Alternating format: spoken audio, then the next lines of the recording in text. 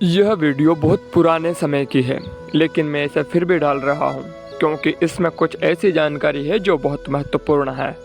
इसलिए इस वीडियो को थोड़ा देखने की कोशिश करें, क्योंकि हो सकता है इसमें आपको कैमरा एंगल या फिर कुछ ब्लर मिस्टेक या कुछ ऐसी चीज़ें दिखे जो मतलब अब इस समय मेरे चैनल के लिए ठीक नहीं है, क्योंकि मैं एडिटिंग में बहुत एडवांस हो चुका हूँ। क्योंकि ये चीज़ें जो है ये आज से कम 4 से 5 वर्ष पुरानी है, तो इस वीडियो को देखने का प्रयास ज़रूर करें।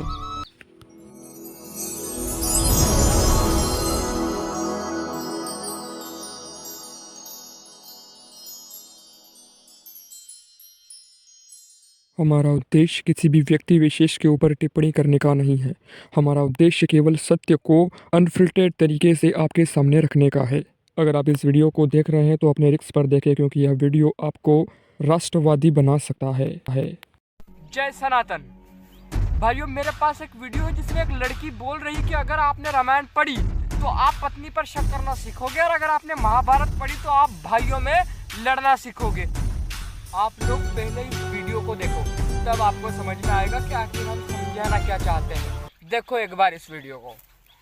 रामायण पढ़ोगे तो पत्नी पर शक करना ही सीखोगे, महाभारत पढ़ोगे तो भाइयों से झगड़ा करना ही सीखोगे, परंतु संविधान पढ़ोगे तो इन सबके सम्मान और अधिकार के लिए लड़ना सीखोगे। जय भीम, जय संविधान।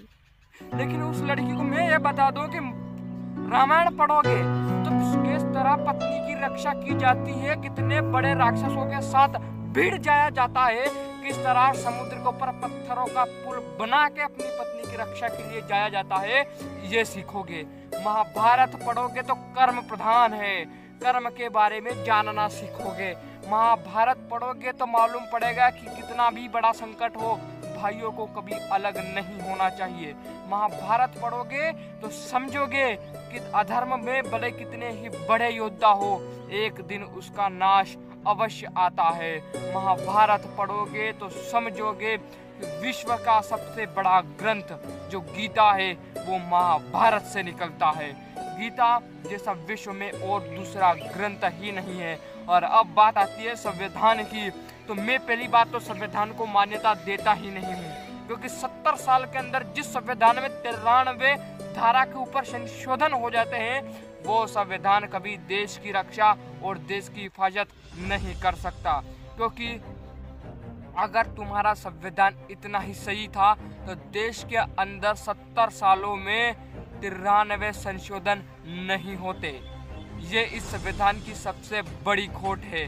और आज नहीं तो कल, कल नहीं तो कभी भी मनुस्मृति वापस इस देश में लागू होगी, क्योंकि ये देश आर्यव्रत है, हिंदू राष्ट्र है। और यहाँ पे हिंदुओं के ग्रंथ के साथ में जो तुम अपमान कर रहे हो वो गलत कर रहे हो, क्योंकि तुम्हें पता भी नहीं है कि तुम क्या कर रहे हो।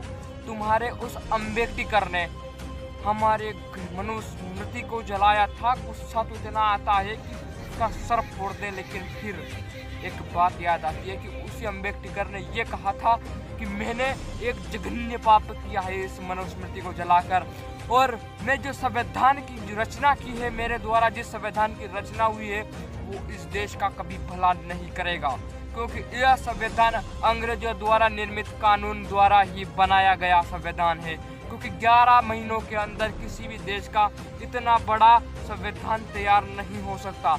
ये बात एक सामान्य मनुष्य भी समझ सकता है।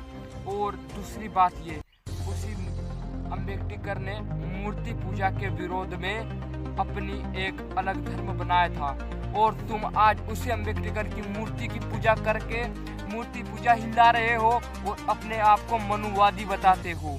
ये तुम्हारी सबसे बड़ी गलतफहमी है। उसी अम्बेडकर ने गांधी जी के साथ में विवाद किया था कि अगर देश धर्म के नाम पर बटा है, एक देश मुस्लिमिस्तान है तो एक देश हिंदुस्तान होना चाहिए, हिंदू राष्ट्र होना चाहिए। और इसी कारण उस महात्मा गांधी ने अम्बेडकर को अध्यक्ष की कुर्सी से एक बार उतार दिया था, और ये बात तुम्हें भी भली भांति पता होगी। अम्बेडकर ने अपने ही संविधान को जलाने की कोशिश की थी, लेकिन तब डॉक्टर राजेंद्र प्रसाद ने कहा था कि जब समय आएगा तो यह संविधान अपने आप ही नष्ट हो जाएगा और देश में वापस मनुस्मृति लागू होगी। इसलिए पहले इस संविधान के बारे में और डॉक्टर भीमराव अंबेडकर के बारे में पढ़ो, कुछ समझो और फिर मनुस्मृति को जलाना, क्योंकि धर्मो रक्षति रक्षितः।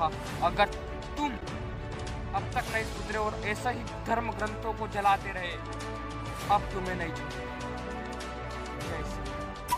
तो नमस्कार सनातनियों, कैसा लगा आपको यह वीडियो? उम्मीद है अच्छा ही लगा होगा, क्योंकि इसमें वैसे भी बहुत सारे मिस्टेक्स तो हैं, लेकिन फिर भी हाँ, इसमें कुछ तो था जो अच्छा था। अब आप मेरे जो दूसरे चैनल्स हैं उन्हें सब्सक्राइब करिए। यदि आपको अध्यात्म में रुचि है या फिर अध्यात्म के बारे में कुछ ऐसी चीज़ें जो आप जानना चाहते हैं, या फिर सनातन धर्म के बारे में, उन ग्रंथों के बारे में जानना चाहते हैं जिन्हें हमेशा हाइडन रखा गया, जिन्हें छुपाने की कोशिश की गई, तो आप सब्सक्राइब कीजिए द रिटर्न ऑफ सनातन को। और त्रिकाल भारत, जिस पे हम वर्तमान भारत में जो चल रहा है वो, भविष्य में क्या होने वाला है वो, और भूतकाल में क्या हुआ है वो, इन तीनों की बातें करता है। और ये चैनल जिस पे हम कंट्रोवर्सीज और कुछ ऐसी बातें करते हैं जो कम से कम सरकार और जुडिशरी तो करने से बचती है। और हाँ, इन तीनों चैनलों की लिंक्स जो है, सोशल मीडिया लिंक्स जिसमें इंस्टाग्राम, फेसबुक और सभी तरह की जो लिंक्स है वो नीचे डिस्क्रिप्शंस में हैं। और आप जाके चैनल के अबाउट सेक्शन में जाकर भी उन चैनल की लिंक्स को देखकर सब्सक्राइब कर सकते हैं। उचित लगे तो कीजिएगा, वरना कोई दिक्कत नहीं, इस चैनल पे तो हम जुड़े हुए हैं। लेकिन अगर आप चाहते हैं कि सनातन धर्म के वह रहस्य, वह द्वैत, अद्वैत और वह फिलोसॉफीज जिसके ऊपर सनातन की नींव टिकी है, अगर उसे देखना चाहते हैं तो इन चैनल को एक बार सिर्फ एक्सप्लोर कर लेना। So subscribe to our my channels and मिलते हैं किसी अगले वीडियो में। तब तक के लिए जय सनातन।